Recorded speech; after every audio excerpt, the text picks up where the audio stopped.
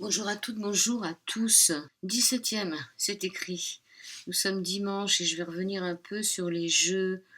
Sur les jeux, Yannick nous dit qu'il jouait à la balle aux prisonniers. Oui, moi aussi j'y ai joué. Au bras de fer, non, parce que j'ai pas la force.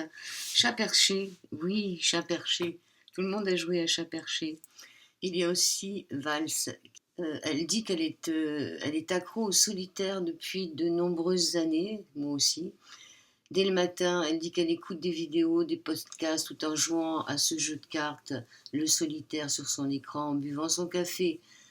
Elle écrit: Ma grand-mère paternelle était insomniaque. Lorsqu'elle nous gardait, ma sœur et moi, c'était l'occasion de jouer le soir et une bonne partie de la nuit. Le jeu des petits chevaux, oui. Le nain jaune, j'avais oublié le nain jaune, avec 5 cases, des dés, des cartes et des pions dont je me souviens plus des règles. Moi non plus, je l'avoue. Les dominos, le jeu des 7 familles, la bataille, le jeu de dames.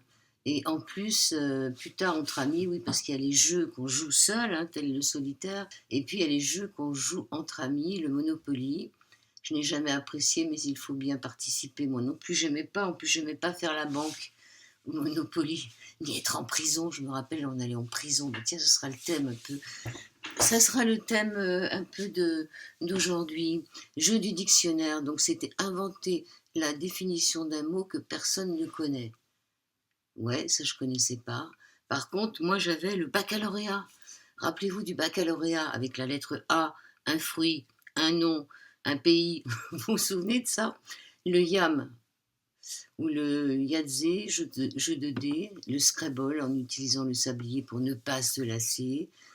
Le rami, elle dit qu'elle y joue encore, le tarot, le Pictionary, faire deviner le mot mystérieux à son équipe en le dessinant. Ça, c'était très fun, ouais. Le time up, faire deviner des personnages ou objets en parlant puis en les mimant. Très fun aussi. Plus physique, le ping-pong, c'est le jeu que je préfère, mais je n'ai plus que les raquettes et les balles. C'est difficile d'y jouer dans ces cas-là. Elle dit qu'à présent, je regrette de ne pas avoir souvent l'occasion de jouer entre amis, car la plupart ne sont pas attirés par les jeux de société. C'est dommage, alors je joue au solitaire sur mon écran. Moi, je joue à faire des bulles, je casse des bulles. Je ne sais pas si vous voyez les jeux de bulles, j'appelle ça casser des bulles. Ça, c'était pour les jeux. Hier, je vous ai dit que le thème, c'était l'enfermement. Je voulais vous parler de moi, parce que c'est en vérité, quand on parle de quelque chose, on parle que de soi, hein. C'était jeudi soir. J'étais au restaurant avec une amie, on était en terrasse, et je lui ai demandé de garder mon sac avec elle pour descendre aux toilettes. Les toilettes. Les toilettes des WC, j'en ai déjà parlé. Ça manque de patères ou de crochets pour accrocher son sac, mais là, c'est pas la question. C'est que souvent, dans les toilettes, je ferme pas les portes parce que j'ai peur de rester enfermée. C'est très étonnant qu'on soit obligé de s'enfermer dans les toilettes pour faire caca ou pipi. Pourquoi on s'enferme? Qu'est-ce qu'il y a de... Enfin, c'est incroyable de s'enfermer. Quand mon fils est parti aux États-Unis, là-bas, quand la porte des toilettes est ouverte, c'est qu'il n'y a personne. Quand elle est fermée, c'est que c'est occupé. En France, c'est pas comme ça. Quand elle est fermée, on ne sait pas s'il y a quelqu'un dedans. Bon, voilà. Donc j'étais dans les toilettes et j'ai pas pu ressortir. J'arrivais pas à tourner la serrure, j'arrivais pas à sortir. Au début, j'ai essayé de négocier, j'ai essayé de tourner la clé doucement en relevant la poignée. Et puis, c'était coincé. Et là, j'ai commencé vraiment à paniquer. Mais une panique, je veux dire, une panique tellement forte que j'ai vite réagi, que je ne pouvais pas téléphoner parce que mon sac était avec ma copine là-haut, donc je n'avais pas mon téléphone portable.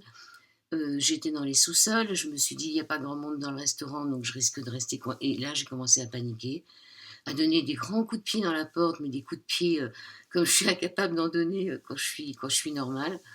Enfin, les cuisiniers sont venus me délivrer, ils m'ont sorti de là. Le patron que je connais bien m'a engueulé en me disant: Mais c'est toi qui tapais comme ça dans la porte, tu vas me casser ma porte. Et finalement, bon, j'étais vraiment pas bien. Quand je suis remontée, j'avais le cœur qui palpitait, j'étais pas bien. Et le lendemain, le vendredi matin, c'est difficile de parler de soi comme ça, mais bon, j'ai une sorte de maladie de peau qui s'appelle un psoriasis, un peu mal placée. Et le lendemain matin, je me retrouve avec ce psaut qui revient alors que ça faisait des mois et des mois que j'en entendais plus parler. il revient, mais sur le moment, je ne me rends pas compte que c'est ça. Sur le moment, je me demande pourquoi, comme ça, je suis en feu et que ça ne va pas. Et c'est en discutant ensuite avec une personne que je me rends compte que ce que j'ai vécu la veille, ça m'avait vraiment perturbée. C'est-à-dire que ça m'avait tellement perturbée que ben, j'en avais fait une poussée de psau. Alors, pourquoi je parle de l'enfermement? Parce que moi, je sais que mes deux grosses peurs, c'est, on fera une émission là-dessus plus tard, c'est le vertige, je peux en parler aujourd'hui, et tout ce qui est enfermement. C'est-à-dire les avions. Pourquoi j'ai peur des avions? Parce que je sais que je ne peux pas sortir. Les ascenseurs.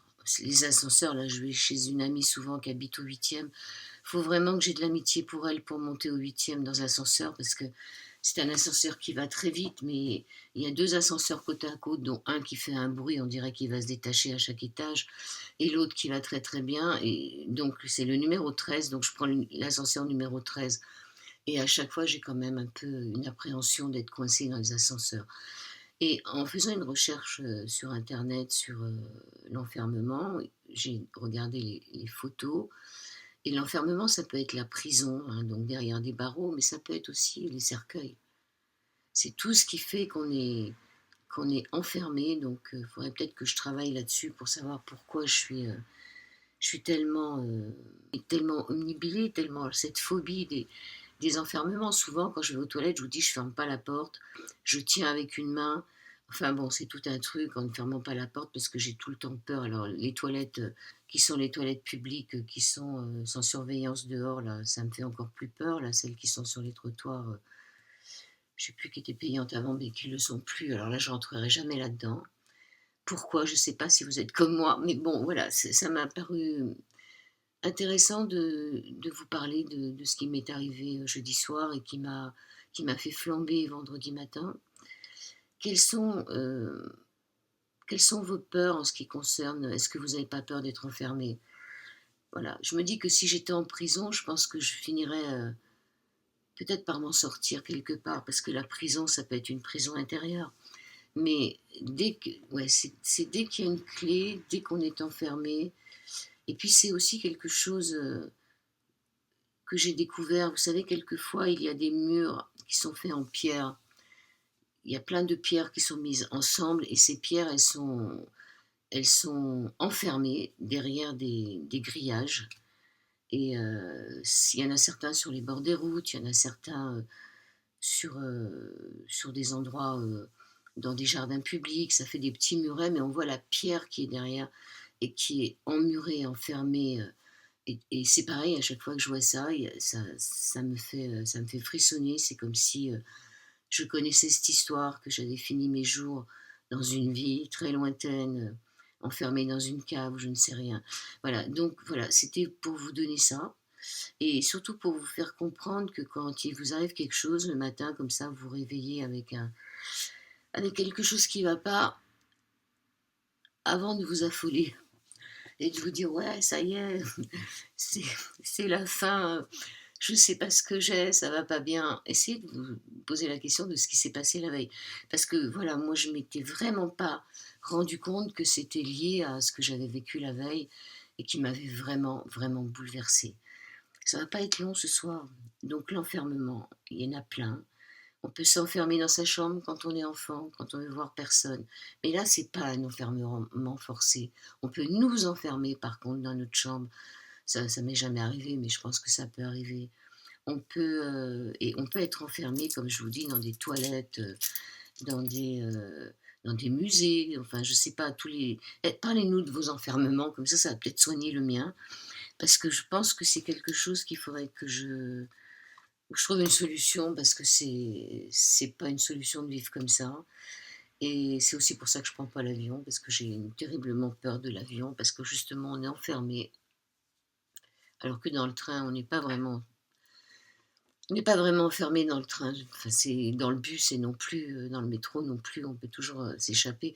C'est le fait de se dire qu'on ne peut pas s'échapper. Voilà, c'est pour ça que je vous mets des lapins aussi toujours dans mes vidéos, parce que je veux dire, ce petit lapin d'Alice au pays des merveilles, il lui permet de trouver le terrier et de s'échapper. Voilà, ça va être court comme les 3 prochaines, je pense.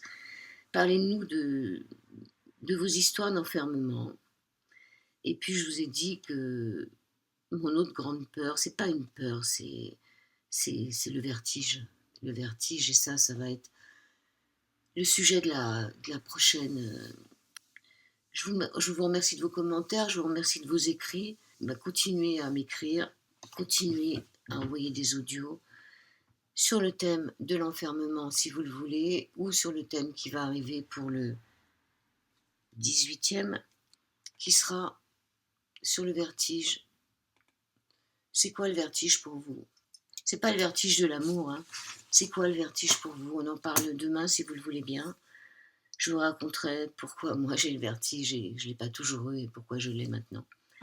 Merci de votre écoute, passez de bonnes vacances, que le soleil accompagne vos pas et n'oubliez pas, envoyez-moi des textes, des audios, envoyez des commentaires, mettez des cœurs, mettez des pouces, faites ce que vous voulez et merci de votre fidélité, que le soleil accompagne vos pas.